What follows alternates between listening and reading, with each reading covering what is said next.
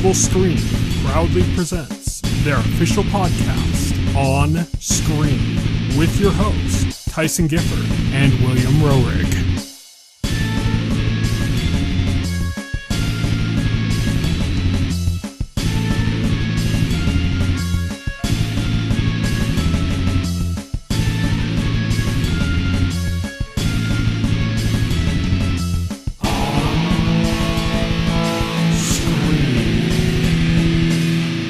Hello, everybody, and welcome to the On-Screen podcast, the official podcast of the Total Screen. My name is Tyson. My name is Will. And today we have a lot to cover. We have our regular shows, What We Do in the Shadows and What If that we're going to cover at the end in full spoilers. We have a few things to talk about that are coming up in the next couple of weeks, but our big stories are in our news segment. We got a lot of news to cover, some big stories, a Nintendo Direct. Nintendo and Netflix both decide to hold big events in the same week. A big lawsuit. Thank you, guys. There's lots of things to cover in the news. And so that's where we're going to start with our segment On Beat.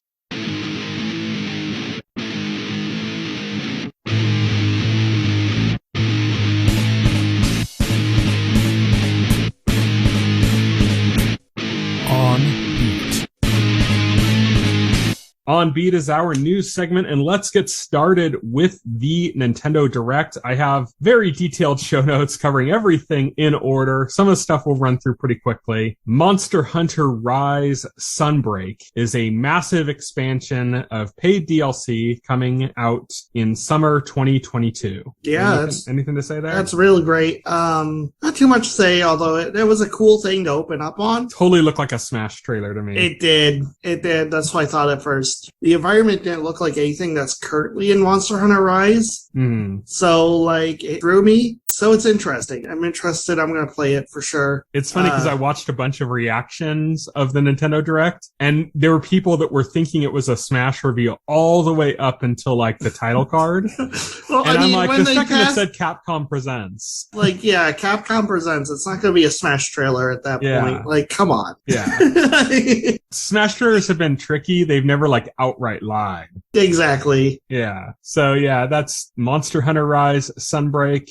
We know some Monster Hunter fans that are going to be super excited about that. It's really cool. We don't know much about it outside of that trailer, so there's not too much to talk about at this point about that, but we'll get more information. I think there's supposed to be more information at the Tokyo Game Show, so we'll find out. That makes sense, yeah. Yeah. Next up, Mario Party Superstars. There's more boards. It's coming October 29th. Anything to say there? Did they say more boards? They only said 5. It's the same number they announced initially. I think they just showed more boards. They just discussed the boards. I thought it was actually more than 5. I thought nope. I didn't have this in my notes. But I thought they said it was 7. It's just 5. Okay. All right. Well, that's Mario Party Superstars. That's basically all we have to say. It's coming out this month, it's not October yet, but it'll be October soon enough. October 29th. Yeah, it's coming out soon. They have to talk about it. They want to sell the game. Yeah. Speaking of a game coming out later this month, actually a day before, the next trailer was for Voice of Cards, The Isle Dragon Roars. This is coming out October 28th, and there was a free demo that was put up, and this is from Yoko Taro. This was a nice surprise, because this looks like fun board game, Did you check out the demo RPG. at all? I have not yet. Okay, I checked out the demo. I played the demo all the way through. There was almost no story beats. It was just kind of somebody's took this thing, go find it, and then you go out and you go and do it and stuff. And it's not the characters you're using in the demo aren't even the characters that are in the actual game. Because when you watch the trailer for the game, it says you're following these 3 characters, and it's none of those characters are the ones you're using. Huh. So I think the demo is basically just a proof of concept kind of thing. So you can go in and see how the actual card system works and how things are laid out. And that's pretty much it, I think. I think besides that, it's not a part of the actual game at all. Okay, that's strange. Which is kind of interesting. It just means they're hiding the story, Yeah, they are. They want you to buy the game. One thing that's really cool, though, is that within this game that's all about cards, you can play a card game. And so you can win stuff by doing that. And the card game is it's something that could be replicated with just cards. You could grab a deck of regular playing cards and replicate the game that's in this. Oh, that's cool. It's like a game within a game. And the really cool thing is that game in the demo is available to play outside of the game in multiplayer. Oh, that's neat. So you could I tried it like with my mom, like after I finished the demo and stuff, I'm like, hey, I played this like card game that's within this other game I'm playing, and there's an option to play it like multiplayer. So we just played it. And yeah, it's totally replicatable, and it's actually kind of cool. It's got like 3 different rule set levels. Like it's basically like you get progressively more complex rules as you go, and you can play any of those styles, and yeah, it's pretty cool. That's kind of what I have to say about that. Okay, well that's pretty cool. Thank you for sharing your thoughts on the demo. Absolutely. Yeah, it's cool. It looks pretty polished. It's nice. We'll have to see, because it's with Yoko Taro, the focus is going to be on story. Yes. And none of that's really presented in the demo. But we'll see what ends up happening with that. Our next story up is Disco Elysium, the final cut, coming October 12th. This is a really well-liked game, but I really don't know too terribly much about it. It's kind of like a point-and-click adventure RPG, like PC style it looks neat. I'm interested in checking it out, but that's all I have to say about that, really. Yeah, I just don't know too much about it. Next game up is Hyrule Warriors Age of Calamity, Wave 2 DLC coming October 29th. Don't really care. I don't play Hyrule Warriors Age of Calamity, so I don't know really anything about this. It just looks like more of the same to me, because I haven't played it, so I don't know. Let's move on. Chocobo GP. This is like a Mario Kart with Final Fantasy characters. Basically, it's a sequel to Chocobo Racing on the PlayStation 1, which I didn't think they would ever make a sequel to that game, but apparently they are. It's also Switch exclusive. Nintendo's not doing Mario Kart 9, so Square said, fine, I'll do it. Yeah, Square said, fine, I'll do it. It looks pretty fun. It looks like you use magic spells, like the traditional Final Fantasy magic spells to boost and shit in the racing. It looks like there's some kind of summons you can do too, maybe. Yeah, there's summons you can do. It looks cute. It looks fun. Yeah. My issue with it is that it doesn't look too terribly, outside of aesthetically, it doesn't look like mechanically too terribly different from Mario Kart 8. Right. And it doesn't look as good as Mario Kart 8. So it just kind of comes to the point of I guess I'll just play Mario Kart 8. You come at the king. Yeah. Well, if you're gonna make a game, in my opinion, when in the same genre as the only kind of one like that on the system with Mario Kart 8, you either want to be better than that game or you want to be substantially different. And I don't think it's either. I don't know. You would have to see how it might play, have its own play style. You just don't know, from the footage. But it looks cute. I mean, I'm not shitting on people that want to play it or anything. I'm just saying, for me, it doesn't look I'd rather just play Mario Kart 8. All it makes me think is I wish there were more Mario Kart tracks. Also, I should say it's 2022 and it's a Switch exclusive. Yes, which I was kind of surprised by a Switch exclusive because, not too many of those going around from third parties, but I think it kind of makes more sense as a PlayStation exclusive because they don't have Mario Kart 8. Yeah, right. They don't have Mario Kart. They have Crash Team Racing on the PlayStation though. So yeah, but that's Crash Team Racing. Smash Brothers. This was the big disappointment of the Direct.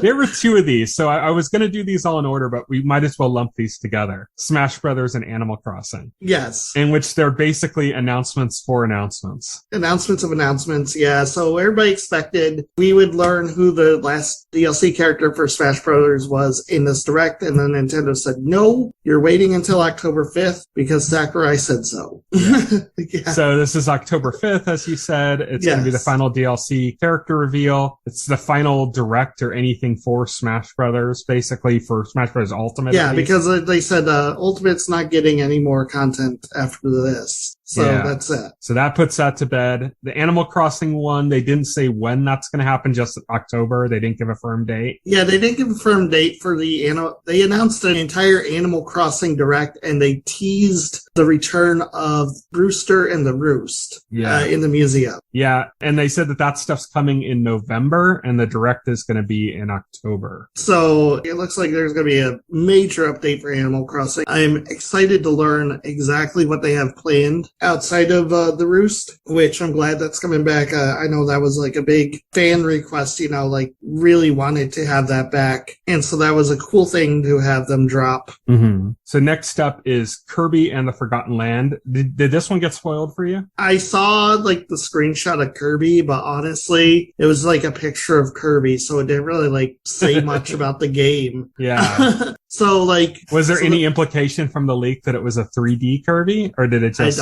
look like Kirby? Remember, I think the leak I saw just showed the picture and it said Kirby in a post-apocalyptic world, and I was like, oh, cool. This was one of the big announcements of Direct. This looks like Mario 3D World. Is what it looks like Mario 3D. Not really. 3D World's more of like a 2D-ish. But that's what this is. It's 3D, but it's a flat perspective. This is a fully 3D. But the camera doesn't move. Like it showed it, like when he was in the mall, like it showed the camera just pan across and push forward the same way it does in 3D World. The characters have like the same smoke trails that they do in 3D World, like when they start to speed up. Yeah, I guess. But like this is the first fully 3D Kirby game ever made. Yeah. I'm just saying, I think that this is very likely done by, they didn't say who made this, but it looks very much like EAD Tokyo to me. Oh, maybe. And it looks very much like they used the engine from 3D Odyssey. World. Oh, no, maybe. not Odyssey. It's from 3D World. Because it's got that fixed camera perspective that, because 3D World is a fully 3D game. It's just got a fixed camera perspective. Yeah. And so does this. Great. That's coming out in the spring of 2022. Mm-hmm. So, don't have too much longer to wait for that game. I think I'm going to pick it up. It's been a while since a Kirby game has looked interesting. Yeah. I think the last one for me was probably Epic Yarn, Yeah, that was the last one that interested me at all. Kirby making a major comeback. Yeah. Hopefully it's a little bit more difficult. I'm not like a Dark Souls player that wants lots of crazy difficulty. Kirby games are traditionally on the easier side. I mean, that's what I said. I'm hoping it's a little bit more difficult. That has never really bothered me, just because like there's so much fun, or at least like the best games are so much fun despite like the lack of difficulty. I don't know. Some of the games feel like you could literally just sleep through them. And like I'm just hoping for a little bit. Like I said, I'm not a Dark Souls player. I don't want this game to be like brutal. I just want it to be. I want 3D World level difficulty. Miyazaki. No, I just want like 3D World difficulty. This looks like it's using Kirby the 3D with like World engine. A stamina meter. I want a Kirby game where there's no saving your progress, and if you die, you have to start over from the very beginning of the game every time. There you go. And you get penalized too. So not only do you start over from the beginning, but you start over the beginning at a quarter of the hell. Right. We'll see. It's probably going to be on the easy side. Knowing I'm just hoping it's franchise. harder than the games that practically play themselves. You're right. Yeah. I have a very low bar when I say I hope it's more difficult. Next up is Mario Golf Super Rush. There's an update. It shadow dropped. This is the first of the shadow drops I think there were 6 or 7 shadow drops. 2 new courses, 2 new characters. Yeah. Koopa Troopa. The interesting one for me is Ninja. I don't think that guy's been in a Mario game officially since Super Mario Bros. 2. Yeah, it's been a while. So that's an interesting addition. I like the Ninja. I thought they were cute characters. I just don't play Mario Golf. I don't have this game. I don't either. I don't have this game. I was just like, oh, Ninja's back. Next up is your most anticipated game. Well, you could Disney Magical World 2 Enchanted Edition. You could use your Mii's with the Disney characters. I mean, it's already Game of the Year. So this is basically a port of a 3DS game? Yes. So it's another 3DS game being ported to Switch, which, it's becoming more of a trend now. I mean, they blew through most of the Wii U library. I wish they'd picked better, I say this with the imaginary constraint that this is all done by some committee or something. The games are picked from a committee and not by individual companies. But I wish that they'd pick better. And instead of Disney Magical World 2, we'd get like Samus Returns or something. Yeah, I would love to see Samus Returns on the Switch. Yeah. But instead, we're getting Disney Magical World 2. It would have been Samus Returns. They probably don't want to eat Metroid Dread's lunch with like 2 like similar games coming out. See, it would have been Samus Returns though, but then it ended up being Magical World 2 instead. Yeah, because of the committee. It's a direct replacement. Yeah, it is. We're never getting Samus Returns. Suck it. That is coming out this holiday season, by the way. Next story up. This is from a game that you actually do like. Yes. Knights of the Old Republic. I literally November 11th. went out my way to get an Xbox for this game back in the day, but are you gonna get this on this? Are you not getting it at all, or are you gonna wait for the remake? At this point, I'm probably just gonna wait for the remake on the PS5. Yeah, it's nice that this is getting ported to Switch for Switch owners who have never played this game. It's a fantastic game. I would say definitely pick it up, even if it is a port of an Xbox game. It made me fall in love with like BioWare games. This game is the reason I picked up Mass Effect when that came out. Yeah, I love the game. It's just, I've played it. I have it on my Steam account. There's not a huge reason for me to buy it again. I'm probably just gonna wait for the remake at this point and buy that. So that's Knights of the Old Republic, again, November 11th. Next up, we got kind of a double feature thing here. We had a Dying Light 2, a cloud version, coming February 4th, 2022. Or cloud streaming games on the Switch. Yeah, it seems like we get like one per direct now. Yeah, it does, don't it? Yeah, and then Dying Light Platinum Edition, which is not a cloud version of the original Dying Light, is coming October 9th. So that's pretty cool. Yeah. I haven't played either of those games. I haven't played either. I actually heard a lot of people kind of groaning when Dying Light 2 came up, just because apparently that's like one of those games that's just been in development hell for like ages. Oh, really? Yeah. And it's just like, people are like, really? You're going to be putting your effort into a Switch version now and you can't even get it running on anything else? So, yeah. That's Dying Light. I really don't have too much experience. I'm not really that interested, to be honest.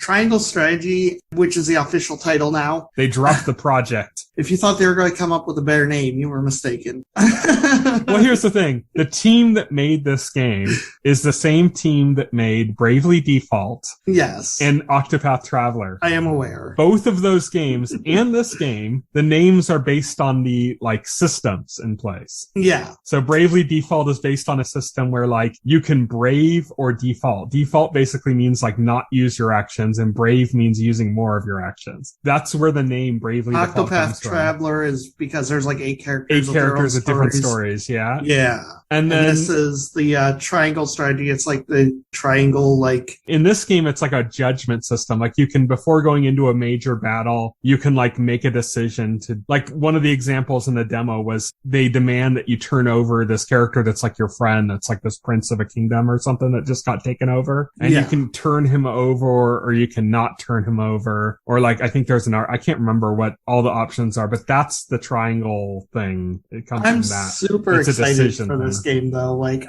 it's coming out March 4th, which is like really close. I gotta say, 2022 is already looking pretty darn stacked for Switch, because we got Pokemon coming out in January, we got Kirby coming out in spring, we got this coming out in March, we got more games coming in 2022 that we'll talk about in the direct. There's a lot, yeah. It's looking crazy already. Yeah. I played the demo of Triangle Strategy. I played some of the demo. I wasn't too much of a fan of the demo. I love Octopath Traveler, though. I love that style and everything. And I like strategy games. Tactics? Yes. I love tactics games like this. I had a few niggling issues with this game, with the demo. But they announced they made a bunch of fixes based on the surveys. So that's what I'm hoping. I'm hoping that kind of resolves all of my. If you submitted your survey, I did indeed. Okay, good. So I hope that it was all addressed. If you didn't put in a survey. I hope that all of my issues were addressed. Like, it looks like they might have been, like, but it's hard to remember all of my exact issues. I just remember I had quite a few. Right. And so I'll have to see, like, how that's handled, but it looks like it's mostly addressed. So I'm looking forward to that as well. I'm hoping they put out another demo. This developer seems to put out tons of demos. Yeah, right. I think Bravely Default 2 on Switch had like 2 demos, and Octopath Traveler I think had 3. So it's, very likely we'll get another demo of this. Next up, Metroid Dread. I basically just looked away while this was playing. This was like, okay, I know it's the next game Nintendo has coming out, so that they need to push it. Like, I get that. You need to market the games that you have coming out. Yeah. But it's like, I was like, no need for this, Nintendo. I don't need to see anymore. Yeah. I'm I'm already pre-ordered. No spoilers. By the way, just like we're about a week away now from getting that, so I can't wait. October 8th. Very excited for Metroid Dread. Not excited at all for the trailer of it because I don't want any more. I'm waiting for the game. Yeah, we're waiting for the game to. I'm sold. Don't show me anymore. You know, like I understand exactly why they're doing it. Like you said, they need to, and I really hope. Do you think this is going to be? This is the running debate right now. Do you think this is going to be the highest selling Metroid franchise ever, or the Metroid game ever? Yes, I think the first place right now is Metroid Prime at just under 3 million. I think. I think this will do it because we've been seeing with games on Switch effects. Yeah. It's been boosting the sales of like every game. Like even the Pikmin 3 port that they put out is apparently like the last time I looked is apparently the best selling Pikmin game now, which is crazy. And Breath of the Wild is like an order of magnitude higher in sales than any other game in that series. Oh, so the Switch effect. Yeah. They'll do it. There's only a few games that I think are not the best selling in the entire franchise on the Switch. Right. And those games are still selling. So they very well be. I think like Mario Kart 8 Deluxe is still not yet the best selling Mario Kart game. But that's only because like Mario Kart Wii sold like what, 40 million or something? And Pokemon Sword and Shield still isn't the best selling Pokemon game. But it's still selling, you know? Yeah, it's still selling. So it could end up being, you know. Next up, we're getting an update to Nintendo Switch Online. This is a little interesting because it's not just included. They're doing an expansion pack. It's an expansion pack. So to a subscription service. They're raising the price. They didn't say by how much. No, they didn't say, because they said, again, this was another thing where they're like, they said late October, they will announce the details. And it's like, okay. Or the service is launching in late October, I think. I don't know. So sometime next month, we're going to learn more, and then we're going to get the service. Yeah, we're going to get the price, and we're going to get the service. So before we touch anything else, what do you think pricing? What do you think it's going to be? I think it's going to be $5 more. That's my prediction. I think it's going to be $25 just to get these two systems. Could be $10. I'm not going to dispute you. I saw some people saying double. I think that's too much. Yeah, that's too much. They're not going to do double. Come on, you're out of your 15 is just kind of a weird price point. I don't see them doing honestly, I think the price is raising because of licensing costs, and I think we'll get into that a little bit more as we go through this section of news. I think this is exciting for me personally because I think this is really Switch Online is becoming basically stagnant. It was becoming stagnant. I thought that's what you meant. Like it was becoming. Switch Online it's becoming the Game Pass of retro video games. Yeah. Really. N64 was cool. Genesis surprised the hell out of me. Yeah, nobody saw that coming. Nobody saw that coming. And mostly because I didn't think Nintendo was going to add non-Nintendo systems to the service. Yeah. I didn't think that was in the cards at all. It seemed like those days were over. And there's isn't the Genesis collection on Switch? It is. So it's like a lot of those games are already available to buy, as a package. But who cares? Because seriously. I'm just saying that just makes it seem less likely that they would do that. That was my thought too.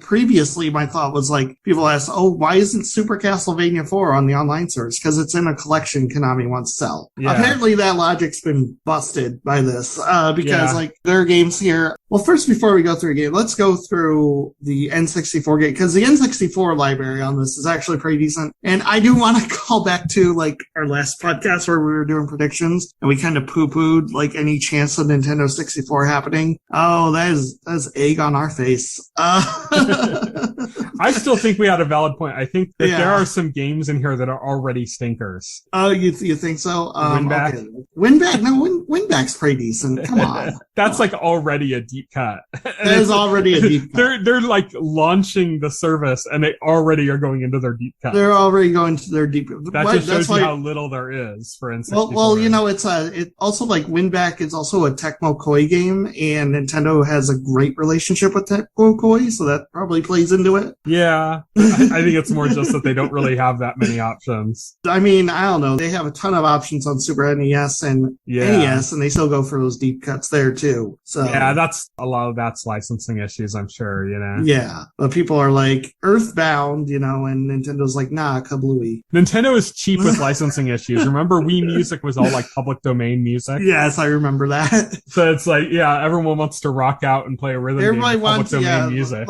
I just like love like the balls on Nintendo to do Wii Music with public domain music. When you had Guitar Hero on the system, when you had Rock Band, yeah, you had Just Dance. It's like, why would anybody go to Wii Music? It's like the new rhythm game from Activision. It's all 75 of the biggest songs right now or something. It's like, and then here's the next rhythm game from Nintendo. Play Old MacDonald Had a Farm. You know? God.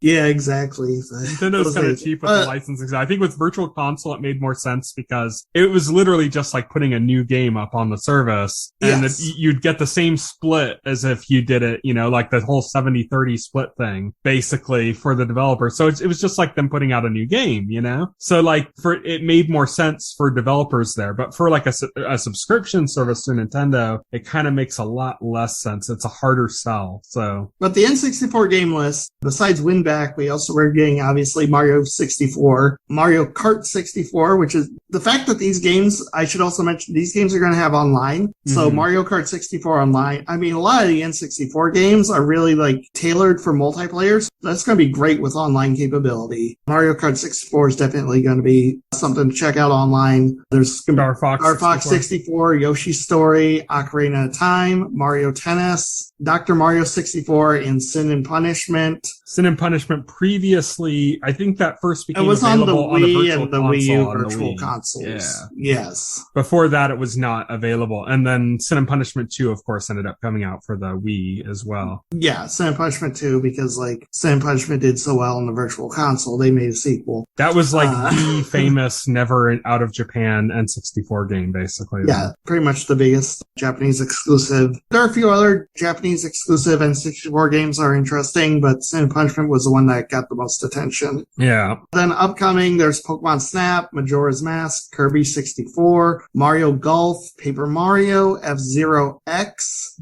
Japan's getting Custom Robo and Custom Robo V2. Pro tip, if you have a subscription, you can download the Japanese app and play those games. Yep. I have the SNES, one on mine.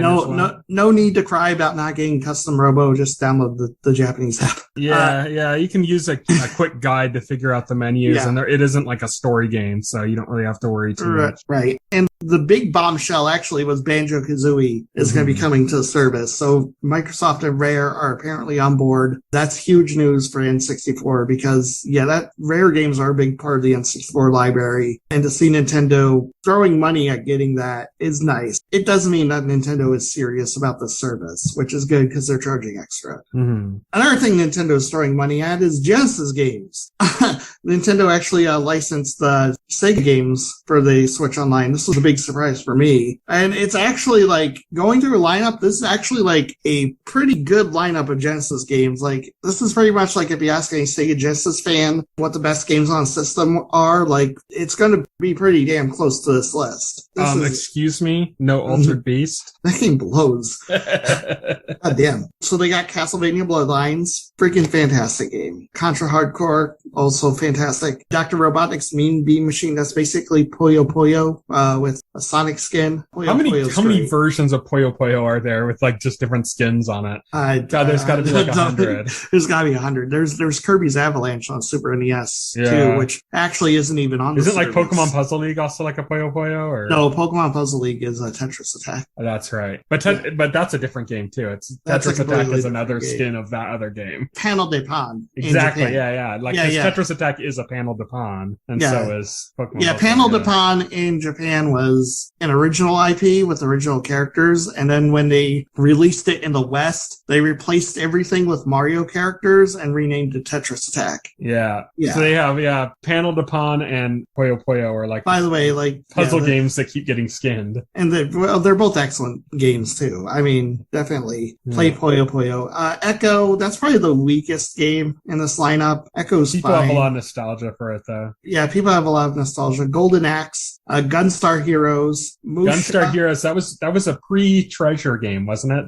Wasn't Gunstar Heroes No, that was like one of Treasure's first games. I thought that was a Konami game before Treasure broke off. Nope, that was Gunstar Heroes was a Treasure game published by Sega. Okay, because Treasure broke off from Konami. Yes, like Treasure to Konami is like Clover or Platinum, I guess, with Capcom. Capcom, yeah, exactly. And I believe, I could be wrong, but Gunstar Heroes was one of their, if not like the first game they did after breaking off from Konami. And it's still their most famous game. It's definitely one of their most famous games. They also did Sin and Punishment, by the way, which is on the N64 one. They also did Wario World for the GameCube.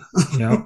Musha, which is that's shooter. Like a mecha game. Yeah, it's a mecha like shooter game. People love it. It's stupid expensive. If you go on eBay looking for Musha, you're gonna pay out the ass. So it's good to have it on this collection. Phantasy Star 4, excellent RPG. If you're looking for a good role-playing game on Genesis, it probably doesn't get like much better than Phantasy Star on the Genesis. Ristar, very fun platformer. Shining Force, another excellent RPG for Genesis. Shinobi 3, fantastic. Sonic 2, people contend that's the best Sonic game on the system. It's always a 2, right? It's Sonic 2, always Mega Man 2. Yeah, Mega Man 2, yeah.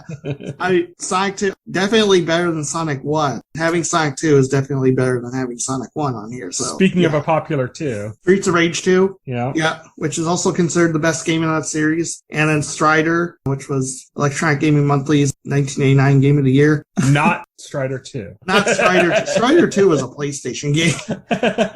That's going to be the next. PlayStation. Yeah, that's going to be the next on Switch Online. PS1. Oh, God. I'm excited about this. Real quick, before this gets too long, I just wanted to mention that they're doing controllers, an N64 controller and a Genesis controller, 3-button in US and Europe, 6-button in Japan for whatever reason. Yeah. $50 a piece. Pricey. Pricey. I don't know if I might do. You could get like an 8-bit controller. I don't know if they make Genesis or N64 ones, so they probably will. 8-bit makes Genesis, like they do. Yeah. And Retrobit has Genesis. And those are usually like $30 or something for those? Nobody has aftermarket Bluetooth N64 controllers that I'm aware of. Yeah. So I'm sure somebody will make one. Yeah, somebody probably will make one. But yeah, my hopes is that Nintendo continues to grow this service. I'd love to see more systems come to this. I'd love to see Game Boy Advance and TurboGrafx 16. Any games for these new systems that you really want to see? Jeez, yeah. I can tell you for N64, I'm hoping they bring the Goemon games over. Goemon games? And I'm hoping they not only bring them over, but that because those games were shrunk in the US, both of them, like had content cut from them to keep the cartridge size down. Because, N64 get bigger cartridges, that games literally cost more to make. So like some companies would they'd cut parts. Like if it was like a niche franchise in the US, but big in Japan or something, they bring it over to the US and they'd cut parts out. Like I think in the first Goemon game, there was a whole like musical number, I think, that they cut out.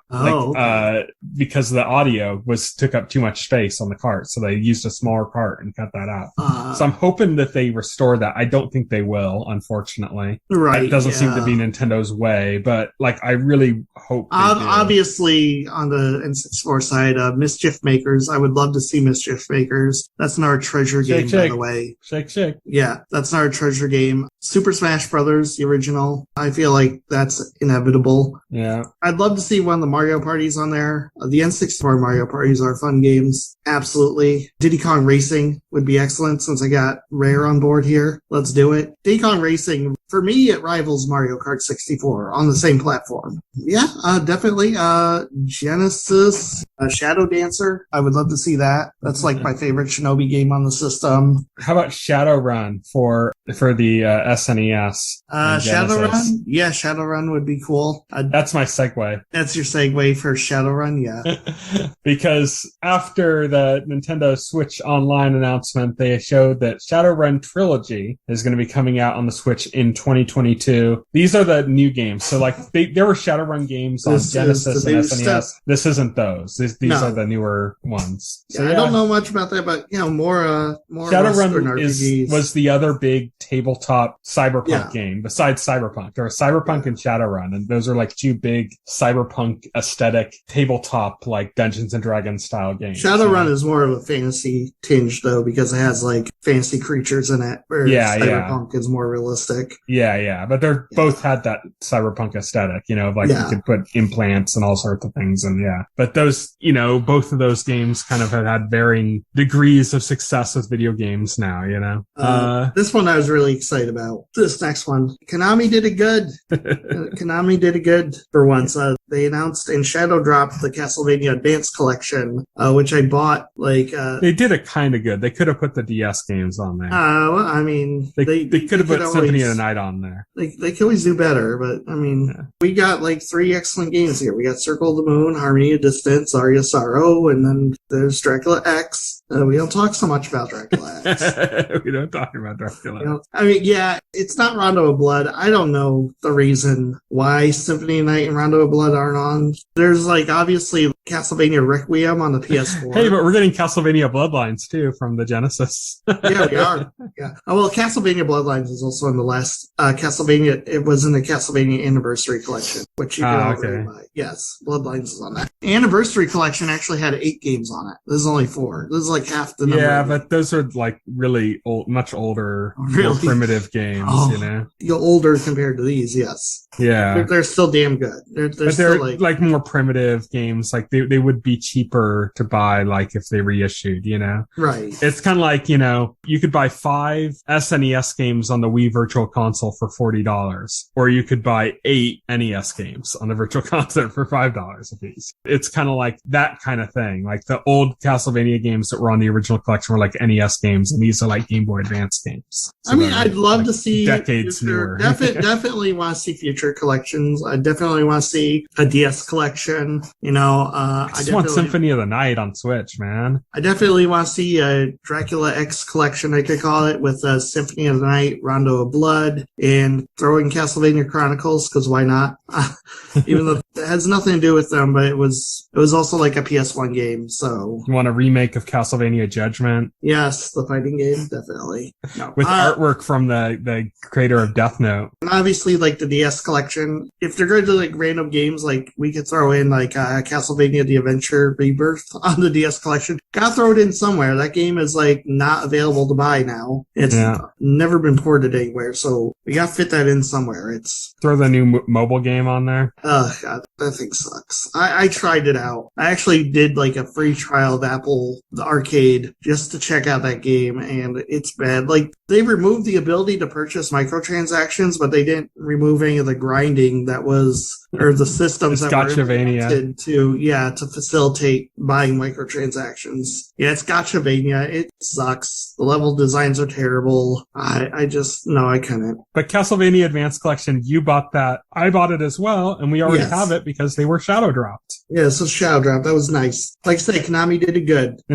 More of this, please, Konami. The next 2 announcements we're going over were also shadow dropped. ActRaiser Renaissance is a 3D graphics, not like gameplay, remake of ActRaiser. Yeah, I heard this was also shadow dropped. I haven't bought this. I haven't played this. I've heard mixed reactions. Yeah, I've heard to this. Largely negative reactions. Yeah, so I'm kind of hesitant. I'm maybe like wait for a sale on that. Yeah. And then we also got Deltarune Chapter 2, which was always available for free. Chapter 1's been free on the Switch eShop, and now Chapter 2 is available as well. Yeah, Chapter 2 released on PC. Also, this is from the recently, creator of Undertale. Of Undertale, yes. Don't forget Undertale. Don't mess that up. We'll get like blasted by the 0 people who listen to this. The name just slipped my mind. It wasn't that I didn't forget the game. I just forgot the name for a second. We'll get killed in the comments. Hey, that means we'll get comments. Yay! Let's see. Then they did a highlight reel. Nothing really crazy. I've seen really positive stuff about Hot Wheels Unleashed, actually. I did. I've been hearing good things about that. Obviously, Shin Megami Tensei 5. That had a full segment on, like a trailer on the Japanese Direct. Rune Factory 5 got dated, so that's neat. They seem to be highlighting same-sex marriages in this one. Yeah. That seemed to be kind of a big focus of this. Yeah, that's cool. That's cool. They added that. Yeah, absolutely. Yeah, you know. Go Go for it. Yep, diversity. And then also Arcade Archives, Pac-Man, and Xevious were both shadow dropped.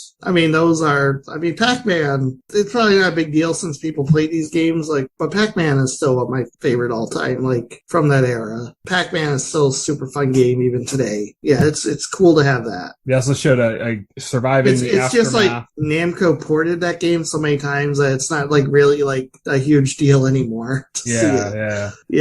And then surviving the aftermath is the last one, and Wreckfest are the last ones that we didn't mention, and don't really have much more to say about those. We got a big trailer for Splatoon 3 with new details and stuff. Return of the Mammalians is the subtitle for the single player campaign. Yeah. That's what all the hair on the tentacles, it's like the tentacles growing hair like mammals. When I saw that, I was kind of what the fuck? Because it was the squid creature, but it had hair all over its tentacles. Not like the squid. Yeah. Tentacle character or whatever, yeah. Yeah, whatever it is. This was huge news. Huge. Miyamoto came on, and for a minute there, I completely like lost all sense. I thought he was going to like announce a new Mario game. Yeah. I was like, oh shit. So Miyamoto was talking about the Mario movie, which remember is still happening. That's coming out. They announced a date for it, December 21st, 2022, and they announced big casting news that sent the internet into an absolute tizzy.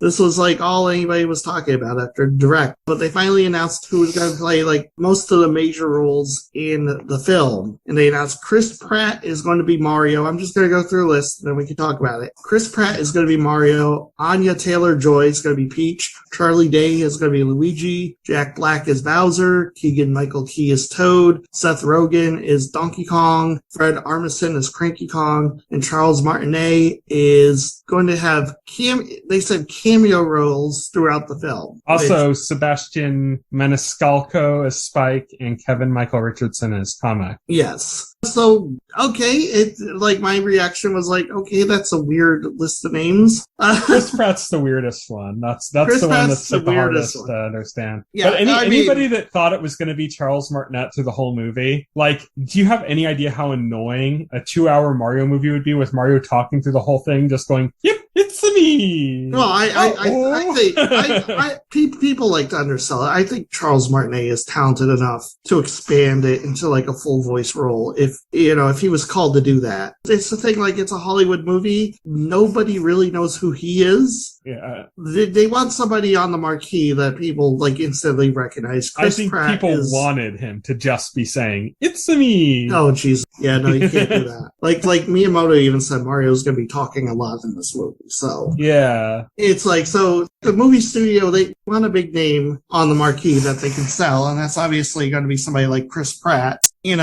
who's super popular, that the average person knows. If you mention Chris Pratt, I guarantee if you walk downtown and you talk to random people and you mention Charles Martinet and Chris Pratt, which name people are going to instantly recognize the most? Yeah, obviously, yeah. That's just what it comes down to. That's business. And also it's Chris Pratt because Mario is being made by Illumination. They're owned by Universal. Guess what happens to be one of Universal's biggest franchises right now? Jurassic World. Guess who's the star of that franchise? It's corporate synergy. So here's the thing with all of this. I have a theory. You want to hear it? Go ahead. Okay, so here's my theory. Before this was even announced, when Wreck-It Ralph came out from Pixar, and it had a very, Ralph was very much like a Donkey Kong type character, Yes. That game was very much Donkey Kong, including, a character that was very much like Mario that was played by Jack Black in Wreck-It Ralph. But the way that game was handled, the idea behind it, is exactly what I think would be the perfect blueprint for a Mario movie. Right. Which would be to go meta. Not to go this is literally taking place in the Mushroom Kingdom and all that, but to make it literally their characters in a video game. And you're getting some adventure of them outside of the video game, or with the characters from the video game coming to life kind of thing, Yeah. I think that's the perfect medium for a Mario type movie. They mentioned that Charles Martinet is going to have cameos in the movie. Not cameos, multiple. Yeah, multiple. My theory, and this might not be true, but this goes along with what I always thought would be that Mario would work best story-wise as a meta story, is that Charles Martinet is the voice of Mario and all of these characters as game characters. He's not the voice. And then when they come to life, or when you see them kind of outside of that context, then they have the voice cast that you see here. Yeah, I really hope they don't do some meta thing with this. That'd be lame. I don't think you can really do a good Mario story without going meta. I think you can. That's definitely an incorrect statement. Your opinion, not mine. Mario games are not known for their stories. No, they're not. But I think you do something fun with it. I don't think it has to be meta to be fun. I think meta is fun. It is. Yeah, okay. All right. Well, we'll see what happens in December. I'm not going to judge as far as the voice cast goes. I'm just saying I'm not going to judge anything until I hear it. Yeah, it's hard to like the Chris Pratt thing just seems so kind of like it's kind of like out of left field. Yeah. The rest of them, some people were complaining about all of them. The rest of them make total sense to me. Yeah. I can totally picture Charlie Day as Luigi. Anna Taylor-Joy is super posh British accent, totally fits for Peach. Jack Black as Bowser is like dream casting to me. That's like perfect, like it's not, he doesn't sound like the voice samples we get of Bowser, but it's like perfect personality wise, Keegan-Michael Key as Toad will be great. Seth Rogen, I've seen some people like hating on that for Donkey Kong. I saw somebody hating on it saying like, I don't like his comedy. It's like, dude, he's not writing the movie. Yeah, I know, right? He's not. It's like, I can totally picture Seth Rogen's laugh coming out of Donkey Kong. Yeah. You Seth Rogen, he's going to be like reading lines somebody else wrote. It's fine. The other weird one is Fred Armisen. That I can't picture Fred Armisen as Cranky Kong. That'll be interesting. Yeah. That'll be interesting. Yeah, I'm looking forward to it personally. I know like people are poo-pooing. I don't care what you're like. Wait till you see something from it. Jesus. Yeah, we'll get a trailer eventually. We'll have a better idea. I got handed to you. You called this. This is the one prediction of all the predictions that we made last week. Yeah, that actually happened. Yeah. I got handed to you. You were right. Bayonetta 3. Bayonetta 3. Goddamn. It looks so good.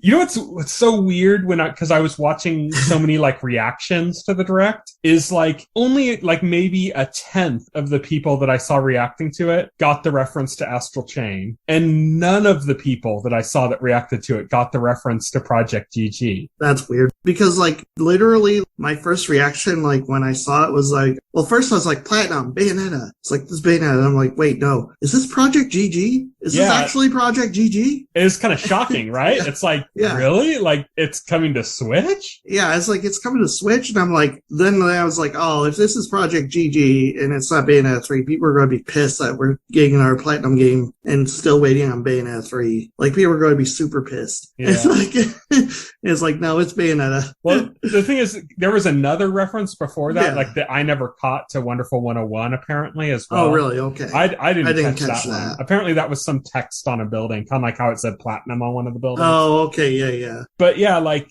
oh man. And then when they showed the character from Astral Chain, I'm like, but that doesn't make sense at all because Astral Chain is like a cyberpunk type game, it's like a futuristic game and it doesn't match the city that it's in and stuff. Like, I'm like, well, they showed like the dog mascot character from Astral Chain. Yeah. Right? So I'm like, that doesn't fit. But then the second I realized that like, oh, that doesn't fit, I was like, oh shit, you know what this might be? Which it of course didn't end up being. I'm like, this might end up being something like Anarchy Reigns. Remember that game? Oh yeah. It was like the Platinum crossover fighting game or something. No, but it turned out to be Bayonetta. They were just like trying. They were just and then it ended up being Bayonetta, and then I'm like, oh, of course, yeah, it is Bayonetta. Yes. But it took me on a whole journey. She looks fantastic. She looks better than ever. It took me on a whole journey though, because the trailer opens. I saw Platinum on the building top. And I'm like, it's Bayonetta 3, and then it like made me doubt all the way up until Bayonetta dropped. So that was great. Right. Yeah, that was great. Love the new hairdo, by the way. Same. She looks great. She looks better than ever in this game. Yeah. Game looks fantastic. It looks like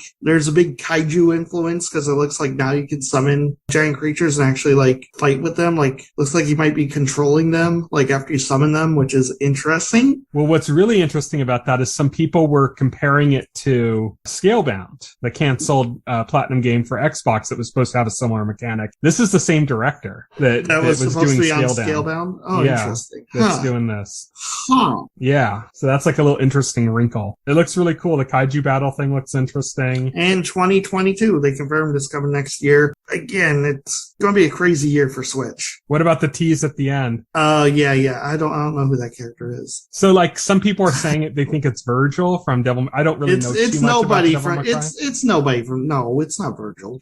Give me a break. I know my Devil May. It's nobody from Devil May Cry. Just get that out of your mind right now. I don't think it is either. What I think it is do you remember? I think it was the second or the first or second real trailer for Bayonetta 2, not like the teases. It ended with it showed that one kid, that like monk kid that's in Bayonetta 2. It just kind of showed him he was like sitting on a wall and he dropped down and started walking towards the camera. And it was like, everyone's like, who the hell is that? And it was like just at the very end of the trailer, had no other context at all. I think it's like that. It's like, this is a character that's going to be important to the story of this game. And they just showed him, but they didn't give us any context to know who it is. And it's almost the exact same format that they used for a trailer for Bayonetta 2. That's what I think this is. It's just a new character we don't know yet. Yeah, probably. But yeah, that's Bayonetta 3. That was the last game for the Direct. I have a few stats, and then I have some things that were exclusive to the Japanese Direct to mention. The stats are that of the games shown at this, there are 10 games, DLC or movies, that means like the Mario movie, coming in 2022. They said this is going to be a 2021 focused event, and 10 of the games, DLC or movies, are for next year, not for this year. For this year, there were 21 games, DLC or expansion coming. A lot of those are kind of smaller and smaller DLC packs and stuff, though. See, most of the big stuff was for 2022. And there were 7 shadow drops, but that also includes the demo for that card game. Mm-hmm. So those are kind of like the stats for this Direct. Now onto the Japanese Direct. There were a few differences, not too many. Token Ranbu Warriors. It's a Musou game. It's based on the Token Ranbu Online series. Okay. Not really known too well in America. It is coming to America, though, on May 24th. Oh, okay. Just, we didn't get the trailer for it. Megaton Musashi is a level 5 mech game. It looks pretty cute and kind of cool. Level 5. That's coming November 11th in Japan. Level 5 season only release their games in Japan now, which is weird. Yeah, unfortunately. That's coming on November 11th in Japan. You know, it'd be cool if it came out over here. It actually looks pretty cool. Yeah, but Level 5 is clearly not interested in this market anymore. Shin Megami Tensei 5 had a full trailer, whereas it just had a highlight thing in our Direct. That's November 11th. And then there was a Japanese highlight reel, had a few different games. The games that were shown that weren't in ours were Super Robot Wars 30. So this is like the 30th anniversary of Super Robot Wars. That's just a franchise it's kind of a niche franchise here. Super Robot Wars and Tokimeki Memorial are like the superstars of Japanese games that never get Western localizations. Yeah. Yeah. Tokimeki Memorial Girls Side Fourth Heart was the other one announced, now that you mentioned that. That's like a visual novel. Fatal Frame Maiden of Blackwater, we've already seen that. That was already present. We already knew that was coming. They just had more of that in their highlight reel, which we didn't. Just Dance 2022. I'm actually surprised that was in the Japanese one and not ours. But what's interesting about like the new Just Dance is that they were showing it all with like Japanese music. Like not like it was all like J-pop stuff. It wasn't like they're saying the Japanese version is the one to get. It's different, I guess. I guess it's got different music. Well, yeah, I mean that makes sense. You know, you want the music lineup to be tailored to the region. Yeah, it starts from J-pop artists on there. Like, why not? Yeah. And then they showed Danganronpa Decadence, which again we've already seen. They just showed some more of it. That's coming December 3rd. And Power Pro Pocket R, which is a like baseball game. It's a kind of a well-known chibi baseball franchise in Japan, is coming on November 25th, Japan. So yeah, so that was the Japanese Direct. That's the rest of the Nintendo Direct. What's your grade? What's your letter grade for this Nintendo Direct? You know what? I'm going to say B+. Because it's had some big games. It had some big announcements. Kirby, obviously. Seeing the Bayonetta trailer was huge. And then there was like a bunch of other cool stuff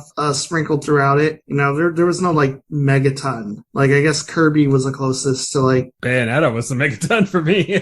Well, yeah, but there was no megaton like announcements like something that we didn't know was in the development. Yeah, exactly. There was like no F-Zero's coming back, which would have been A+. So yeah, decent for me. it was a decent direct. Yeah, for me, it was at first, like initially, I was like, oh, this is an A direct. This is great. Just because it ended with Bayonetta 3. So I was like super hyped. After that hype kind of toned, yeah, after that hype kind of toned down and I started to kind of look at the direct more objectively, I'm like, yeah, it's around a B. It feels like about a B for me. Yeah.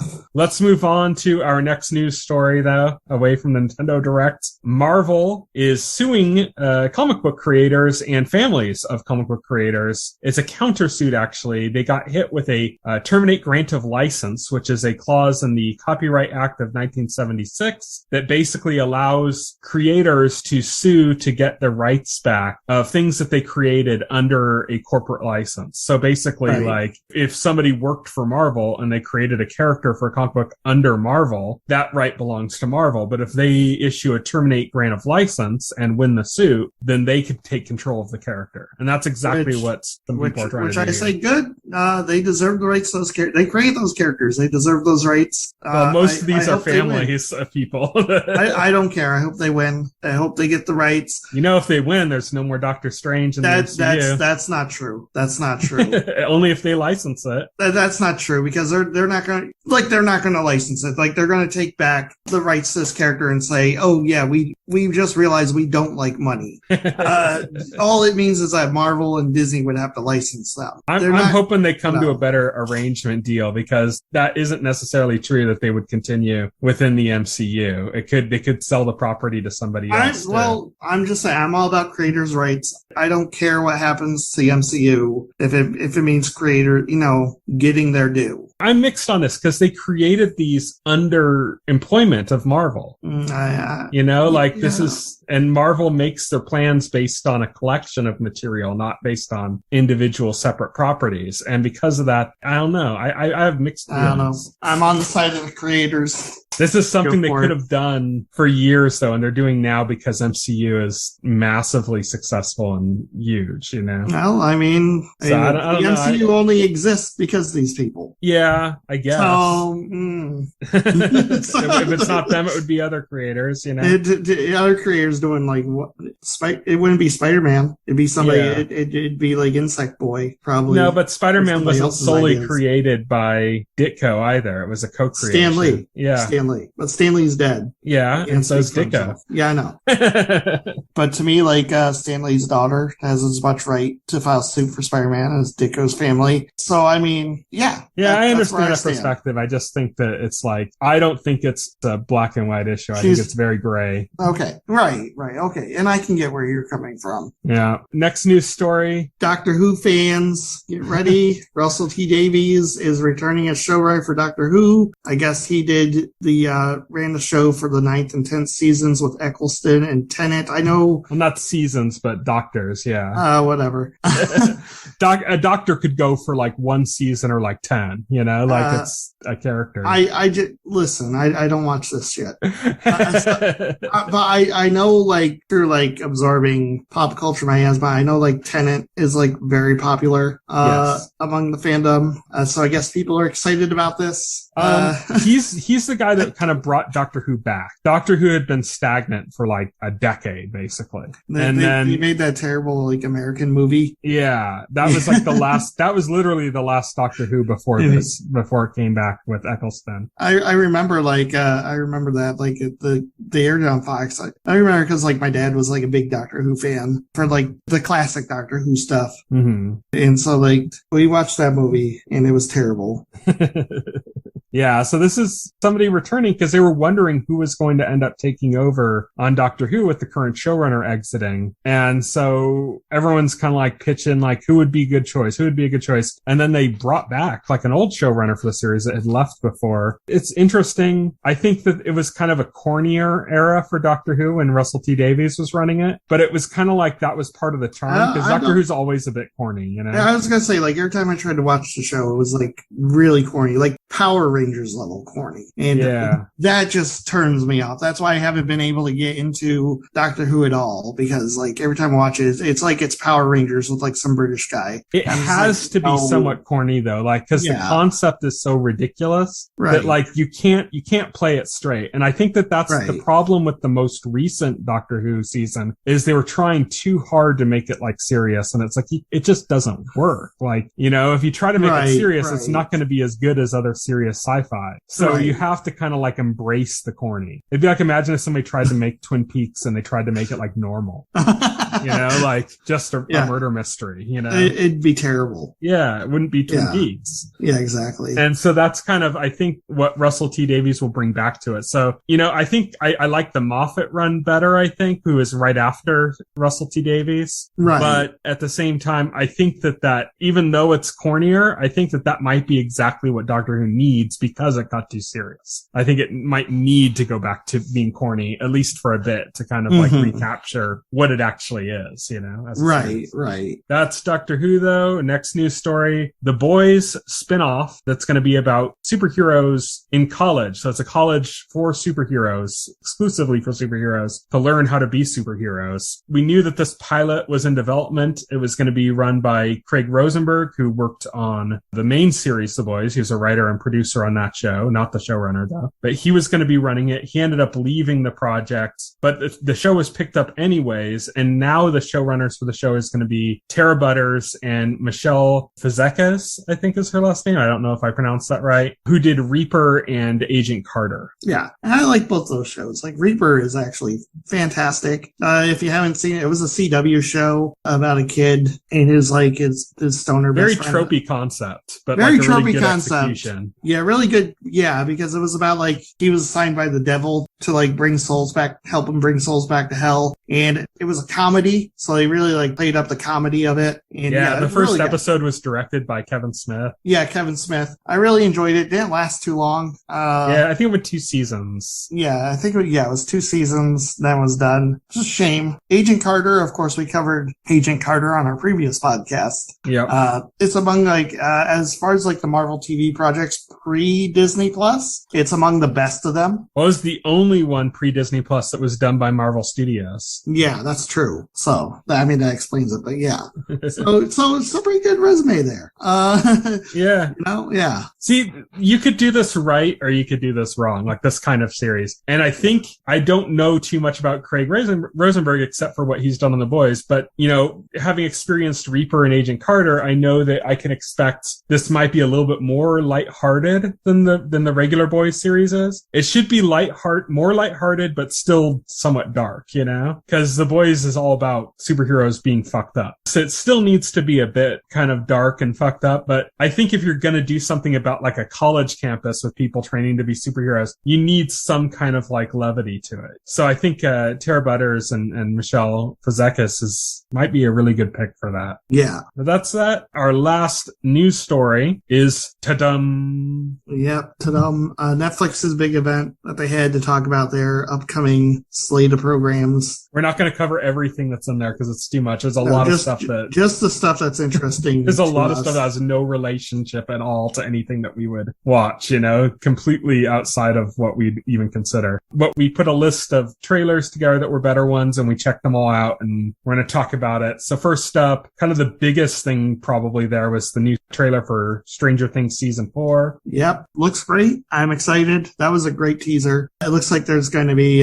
some haunted house shenanigans. I don't even know. But, you know, get it back. I really like Stranger Things, so look forward to Season 4. Like Dustin's Sherlock Holmes impersonation? Yes, yeah, Dustin's Sherlock Holmes impersonation was great. It looks fun. Yeah, I'm looking forward to it. Next up, this was probably the thing that excited me the most. It looked great. It looked fantastic. First look teaser for Sandman. I think it's supposed to be the opening scene of the show. Probably. I mean, it looks like it could be. That's what I heard, but I don't know. But I don't know. It looks great. It looks fantastic. Yeah, definitely. You got Charles Dance as a character trying to summon one of these god characters from the Sandman comics. He's mostly concerned with death. like from the dialogue. Sees he wants to trap Death, and I guess like he's got Dream, and I guess he's gonna try and use Dream to kind of lure out Death, you know? Yeah. So we get a little bit of footage, and we also hear some voiceover from a different character. At first I thought it was supposed to be because they were showing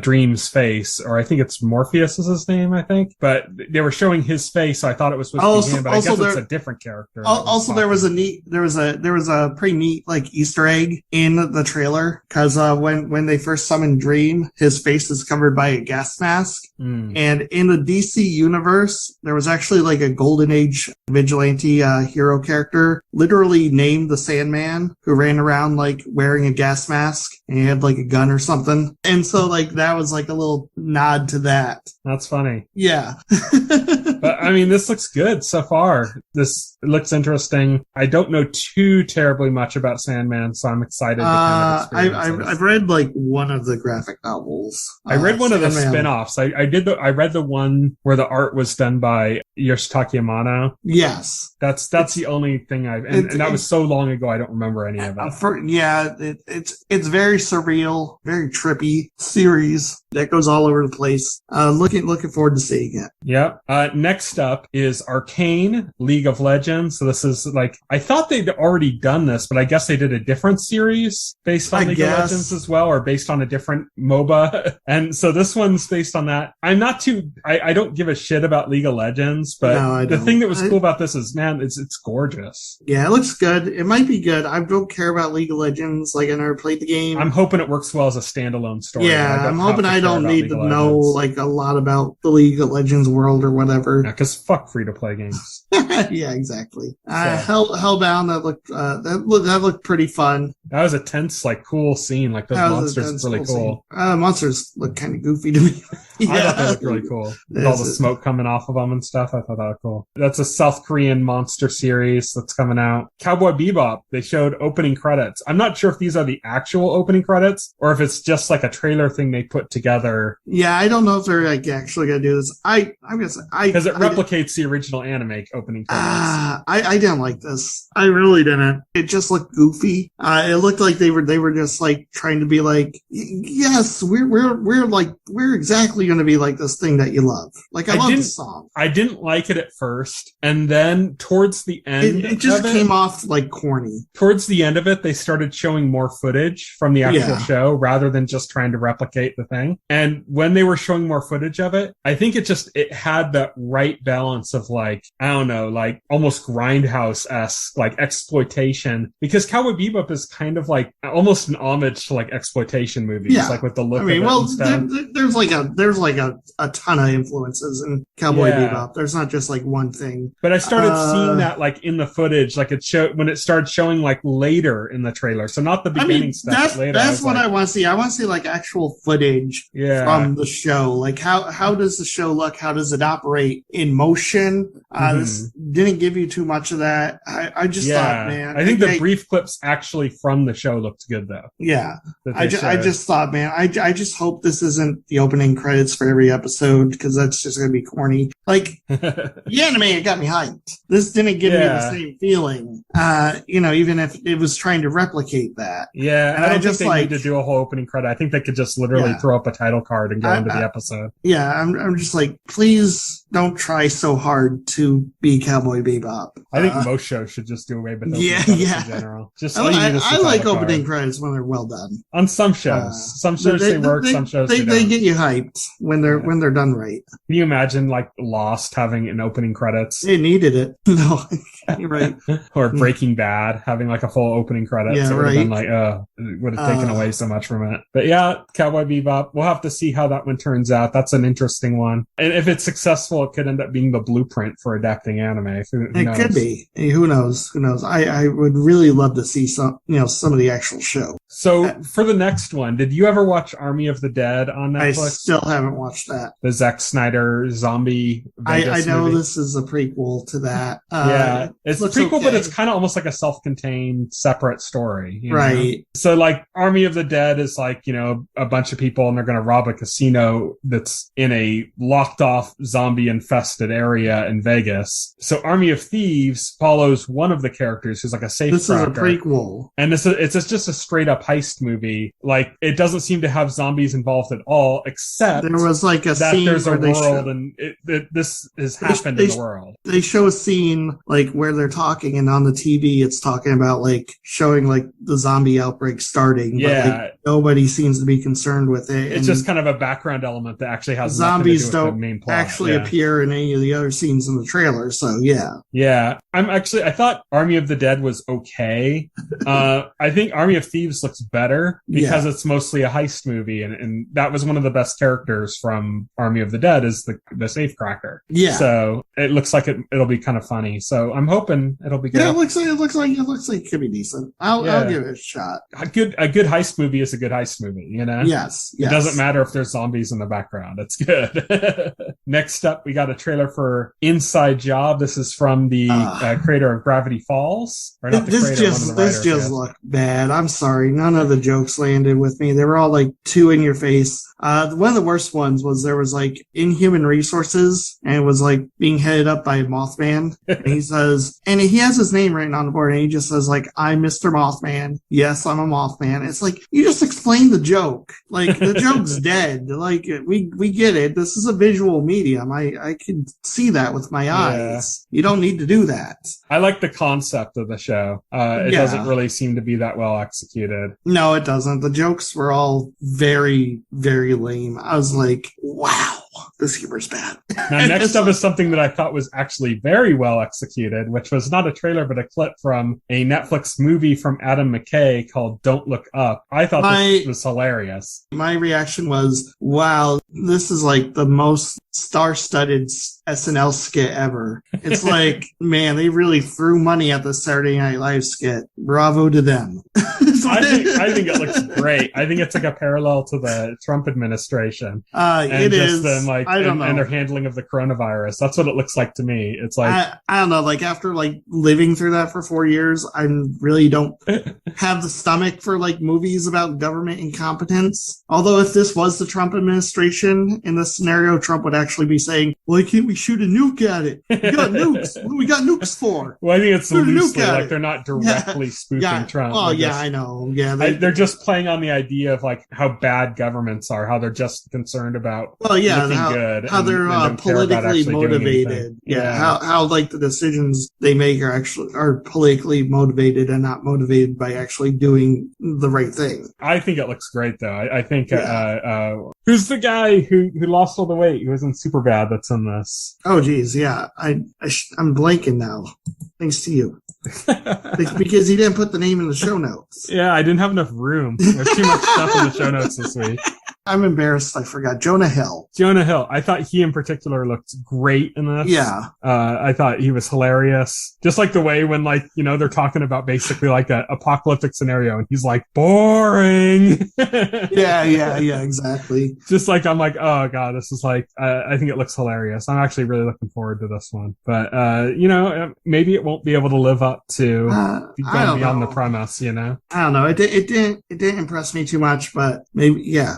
Witcher, I mean, we got a bunch of stuff for this. We got like 2 scenes and like a trailer that was mostly footage from the first season. Yeah, there's like a road to season 2 kind of thing. There's not much for you to say except it looks like it's going to be good. I'm excited. I liked what I saw of season 2. Looks great. I'm going to watch that for sure. Not much more to say about that. Yeah, Super Crooks looks fantastic, by the way.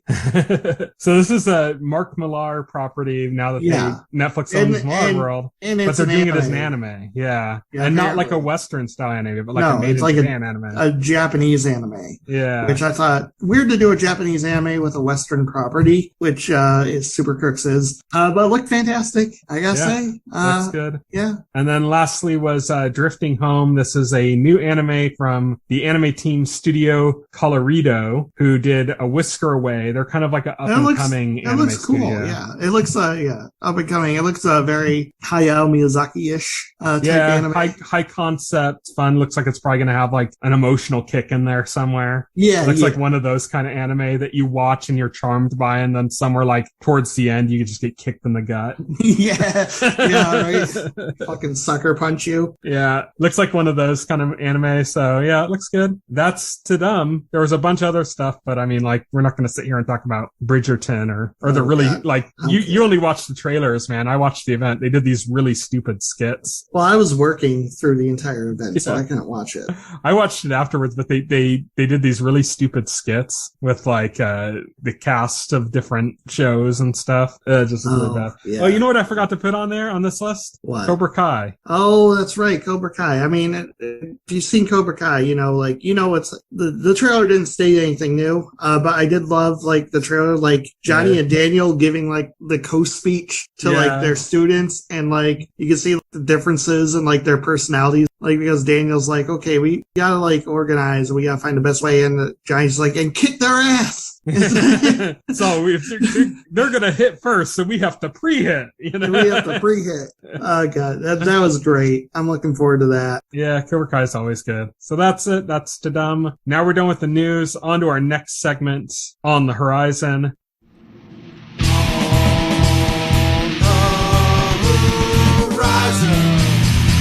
On the Horizon. On the Horizon is the segment where we talk about games, movies, and shows that are coming up in the next couple of weeks. We're going to run through these pretty quickly because we've taken up a lot of time with this news segment already. Yeah. Venom, Let There Be Carnage comes out Friday, October 1st in theaters. Don't have much to say about that. Haven't seen the first movie still, but I plan to watch it and then watch Let There Be Carnage. It might be fun. Many Saints in Newark is another movie I don't care about. That's Sopranos. The Sopranos prequel that comes out in theaters and HBO Max Friday, October 1st as well. Nickelodeon All-Star Brawl again. It's like Super Smash Bros. With Nickelodeon characters. Yeah, some people seem to be excited. I don't care. Super Monkey Ball Banana Mania, that'll probably be fun. And I should say first Nickelodeon one is October 5th, Tuesday, October 5th. And so Super Monkey Ball, also October 5th. But the game I'm going to be playing is 3 days later, and that's Metroid Dread. Sorry, Super Monkey Ball, Nickelodeon, but Metroid Dread wins October. Yeah, easily for me, that's the one I'm looking forward to on here. We already mentioned a bit with the Nintendo Direct, but like, yeah, I'm super psyched for Metroid Dread. Right, let's get to full spoilers.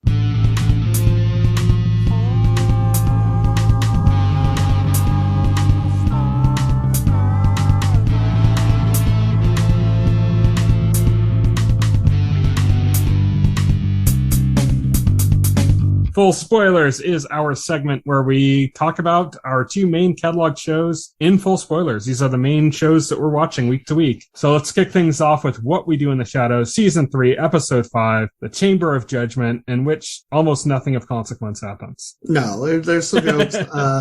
Basically, Nandor and Nadja are called upon to do sentencing for vampires. Guillermo uses this as an opportunity to basically take control by whispering in Nandor and Nadja's ears, which only goes so far in the end. Yeah. Well, he wants to make them like jealous of each other or like, like upset with each other. And then by proxy allows him to sit on the throne, basically. Yeah, by proxy. But he has no real power because he thinks it's going to grant him a lot of power. But the one chance he actually has to use that power is when he finds out that one of his old friends from the Mosquito Club, that group of vampire hunters that he hooked up with, who they left for dead in like in the vampire's den in that vampire house. Yeah, well, one of them survived, and he's a vampire now, and he's just been flagrantly breaking rules of the Vampire Council, like turning into a bat on a subway or something, or on a bus. Yeah, breaking vampire rules. He's like, well, somebody will just explain it to me. I'd be happy to.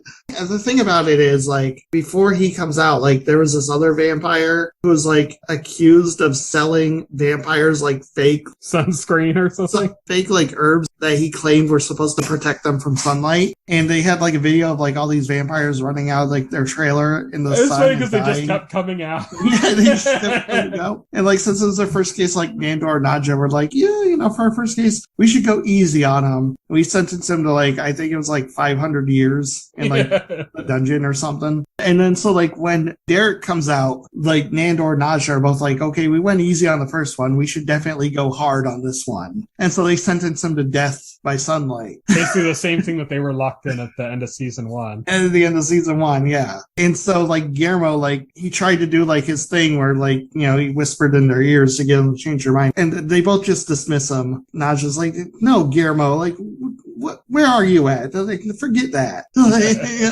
It doesn't work at all the second time around. So the solution to this comes into a side story in which Laszlo and Colin Robinson are visiting Laszlo's best human friend, John, Anthony, from the last episode. Yeah, I love it because, like, at the beginning, like, Laszlo's like, he invited us to, like, a boys-only, like, night. And so I thought that meant it would be a circle jerk.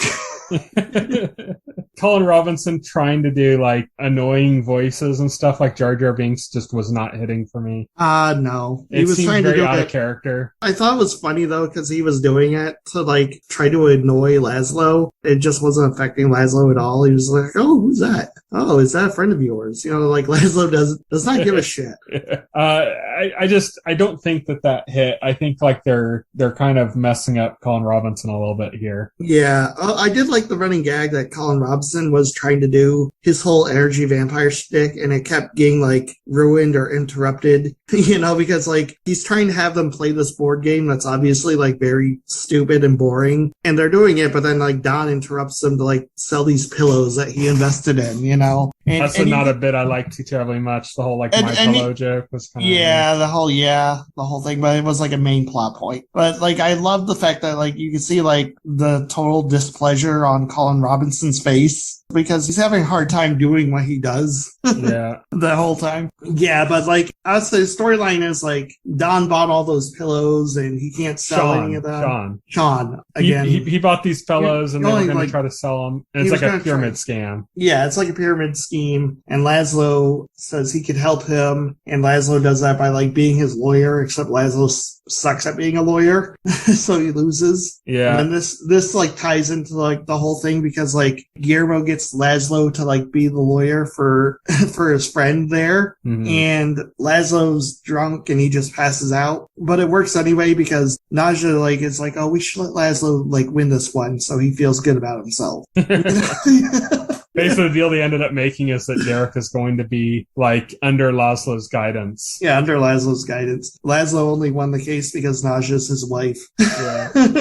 She showed favoritism. Yeah. Yeah, she showed favoritism. Yeah. Yeah. That was funny. And then it ends, like, we get the last scene with, like, Derek is selling the pillows, like, door to door. Yeah. Using vampiric powers to, like, force the sales and stuff. So that was pretty funny. That's it for what we do in the shadows. Let's move on to What If. This is season 1, episode 8, the penultimate episode of the season. What if Ultron won? So what are your thoughts? Yeah, I love this episode. This is one of the best episodes of the season. For me, yeah, really great. This is why I want to see more from What If. You know, like, again, did have like a bunch of stupid humor breaking it up. I love the fact that we actually got to see the Watcher get some action in this. The fight between the Watcher and Ultron was great. Just a solid episode all around. To me, it was kind of a mixed bag because a lot of the stuff, all the stuff you mentioned, the stuff you mentioned, I liked. I liked all that. Okay. I liked the fight between the Watcher and Ultron. I liked all of that stuff. I think that they, like with the Doctor Strange episode, they seemed to like a lot of the animation budget seemed to fall for this episode, like it did for that one, you know, much better animation quality than like a lot of the other ones. And they did some interesting things visually and stuff to represent that I really liked. Where I didn't like it is it's some of the practical things. It's like, although it was kind of funny when it happened, like Ultron just immediately killing Thanos. Oh, I hated that part. That was the part. Yeah, that was stupid. That kind of stuff is infuriating sometimes for me. Yeah, it is. Like, I wanted a fight. Yeah. It should have been a fight. I get it. Like they had 30 minutes to do a story, but that was dumb. I mean, why didn't he just do that to Captain Marvel later on? We had 10 years of build-up for Thanos, and then it just made it look like it was nothing. Like it was stupid. It was like stupid. Like it also made Vision look stupid for struggling so hard with Ultron. If he could have just done that because he had all the same powers. That was like really stupid. Like I wish that scene wasn't in the episode. I have to agree with you there. I hated that scene. I was like, oh, come on. Like stuff like that bothered me. Also, and this is a carryover from last episode. I don't like how they're doing Carol Danvers in What If. I think she has no charisma at all in this version from like the last episode and in this episode. So like both scenes with Captain Marvel were like trash, I think.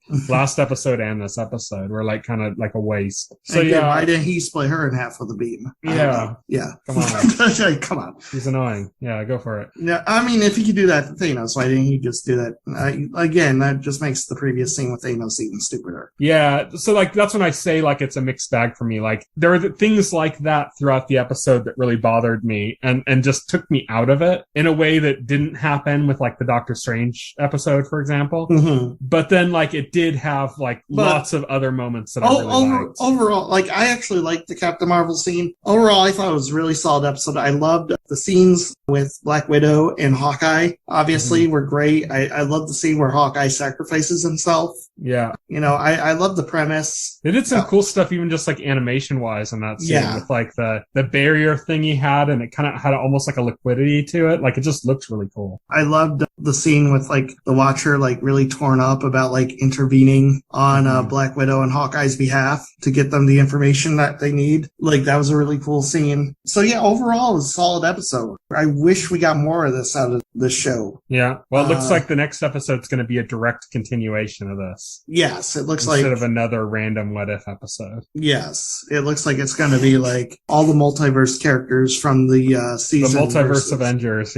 versus Ultron. So that's going to be cool. Yeah, there was some other cool stuff in this episode that we didn't mention. How about when he was fighting Ultron and they went into like the middle of New York City, and in the background on the TV it was the swearing in as president of Steve Rogers. Yeah. Rip that was really cool. And then directly from that scene when they're fighting each other, like each time they're punching each other, it's changing realities. Like that was really cool. Yeah, that was really cool. Yeah, it was cool seeing that. It was cool seeing some of the different destructions of the areas, like the way they played it really quick, like when he destroyed Asgard, Ego, the Sovereign, and then Sakaar, you know, like the way they just kind of quickly crumbled, and you got to see like quick cameos of characters. Oh yeah, definitely. That was pretty cool. And yeah, anything else to say about What If Ultron won? Nope, I think that's good. I guess the ending, we should say, that's where the Watcher... the Watcher recruits the Doctor Strange. The Dark Doctor Strange version, Yeah. The most powerful version of Doctor Strange. Yeah, exactly. Yeah, it's a setup for next episode. Yeah, that's cool. I love Benedict Cumberbatch, and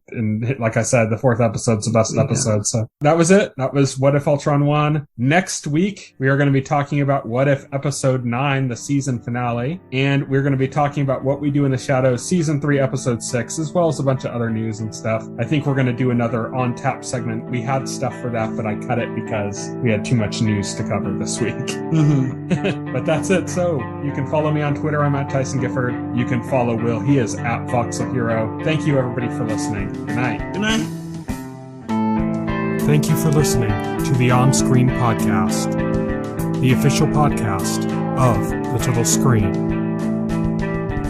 Visit our website at thetittlescreen.com. This podcast can be found on any major podcast client, including Pocket Cast and Apple Podcast. The entire backlog of this podcast and other content can be found on our YouTube channel.